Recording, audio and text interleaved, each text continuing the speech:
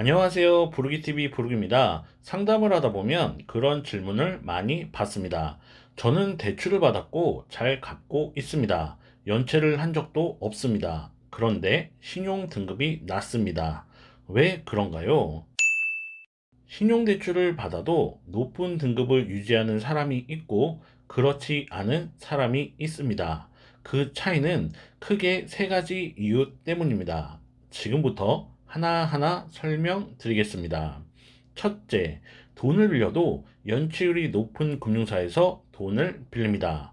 연체를 하지 않았어도 연체율이 높은 곳에서 돈을 빌리면 신용 점수가 더 떨어집니다. 연체율이 높은 금융사에서 돈을 빌렸다고 신용 점수가 더 많이 하락한다. 이건 문제가 있는 것 아닌가요? 맞습니다. 그렇게 생각할 수 있습니다. 그러면 이건 어떤가요? 저축은행을 이용한 사람이 은행, 보험사, 캐피탈사, 카드사 등을 사용한 사람보다 연체를 더 많이 한다면요.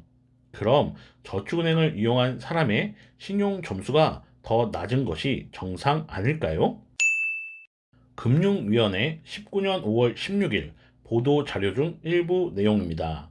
표에서 볼 수 있듯 은행 연체율이 가장 낮고 저축은행 연체율이 가장 높습니다. 통계적인 방법으로 연체 확률을 계산하고 숫자로 표현한 것이 신용 점수입니다. 연체를 했다가 아니고 연체 가능성, 그런 행동만 해도 신용 점수가 낮아집니다. 연체율이 높은 금융사를 이용했다는 행동, 그런 사람들이 연체를 많이 한다는 통계, 그 부분이 반영되어 신용 점수가 떨어집니다. 신용평가사 K12 개인 신용평가 체계 공시 자료 내용 중 일부입니다. 같은 돈을 빌려도 금융사에 따라 신용도에 미치는 영향이 다른 걸 확인할 수 있습니다. 같은 돈을 빌려도 내 등급만 낮은 두 번째 이유, 여러 건의 대출을 사용합니다. 같은 금액을 사용해도 여러 건으로 이용할 경우 신용 점수가 더 떨어집니다.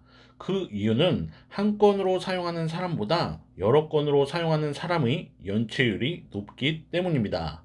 관련 내용은 신용평가사 K12 개인 신용평가 체계 공시 자료를 통해 확인할 수 있습니다. 대출 건수가 많을수록 대출받은 금융사가 많을수록 부정적 영향을 받습니다.